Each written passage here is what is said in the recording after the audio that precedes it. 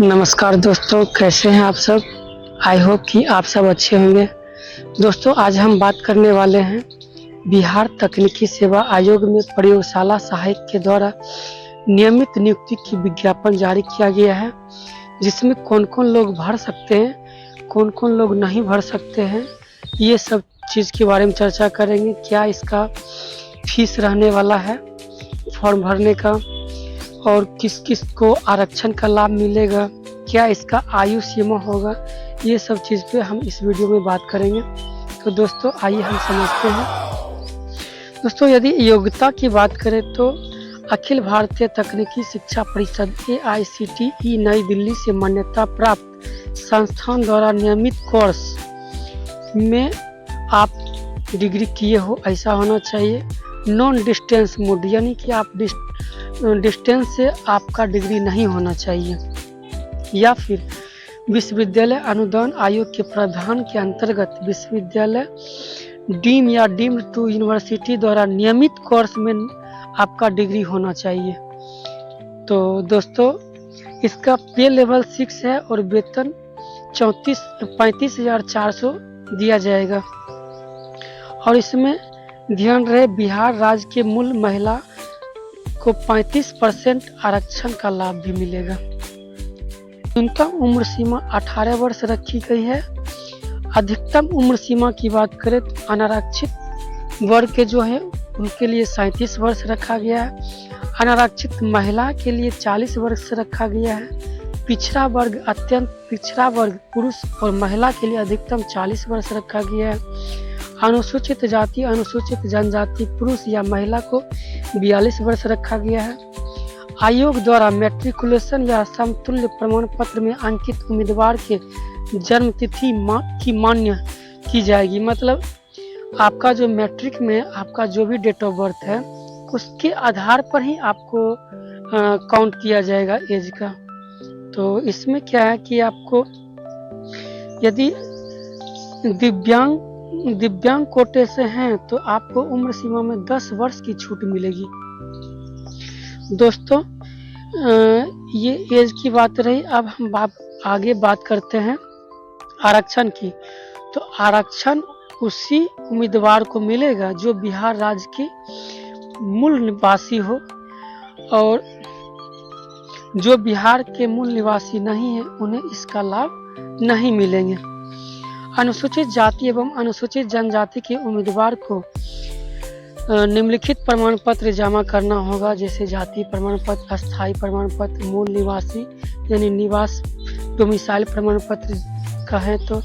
पिछड़ा वर्ग के जो भी कैंडिडेट हैं उनको क्रिमिलियर रहित प्रमाण पत्र, बिहार सरकार के द्वारा निवास प्रमाण पत्र, डोमिसाइल प्रमाण पत्र यानी जिसको हम कहते हैं आर्थिक रूप से जो कमजोर हैं उन्हें आय प्रमाण पत्र और अस्थायी निवास प्रमाण पत्र, ये सब प्रमाण पत्र आपको लगाने पड़ेंगे यदि आपको छूट लेना है तो।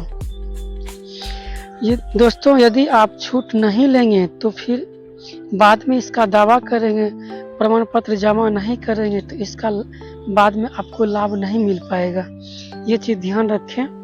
आवेदन शुल्क की बात करें तो आवेदन शुल्क आपको सामान्य प्रशासन विभाग पटना संकल्प ज्ञापन 15,568 दिनांक 21/8/2025 के आलोक में प्रत्येक अभ्यर्थी को मात्र 100 रुपया शुल्क जमा किया जाना है।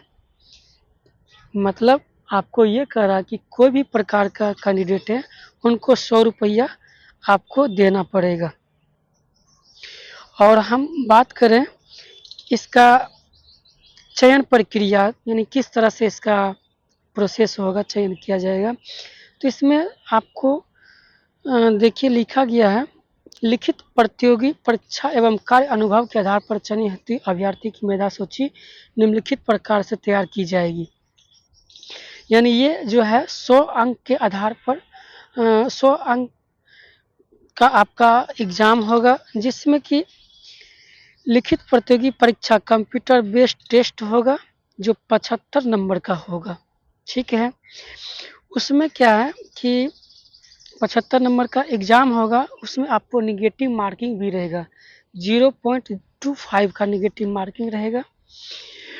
अब हम बात करें बी नंबर कॉलम में जो लिखा गया है, विज्ञान प्रौद्योगिकी एवं तकनीकी शिक्षा विभाग के अंतर्गत संविदा के आधार पर पूर्व में नियोजित अभ्यर्थी द्वारा समान पद प्रयोगशाला सहायक पर प्रति वर्ष दी गई संतोषजनक सेवा के लिए 5 वर्ष प्रतिदर अधिकतम 25 अंक अधिकतम मान दी जाएगी। 6 माह से ज़्यादा एवं 1 वर्ष से कम की अवधि को 1 वर्ष पूर्ण मान लिया जाएगा। यानी कहने का मतलब ये है कि यदि आपने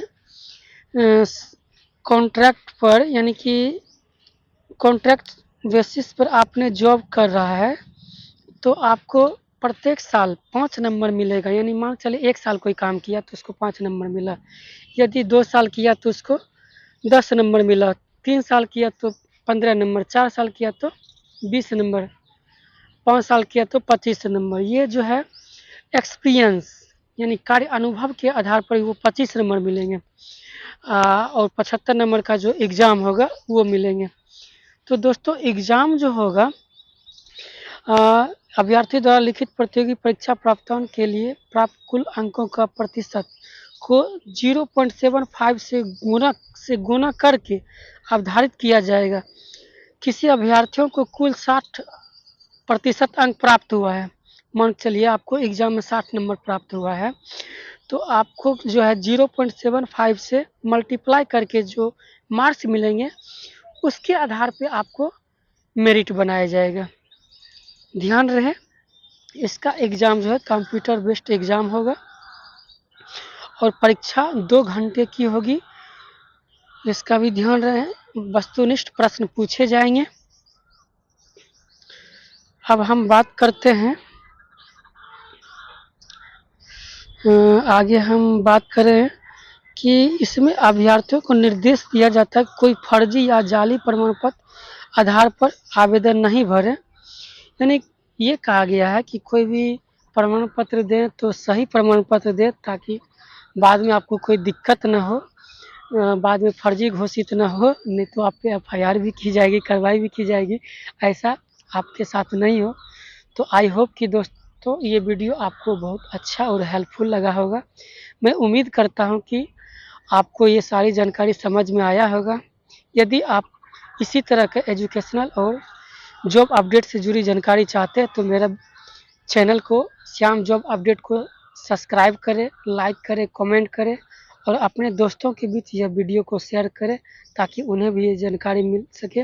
मिलते हैं किसी दूसरे वीडियो में नई अपडेट के साथ, तब तक के लिए धन्यवाद। Thank you.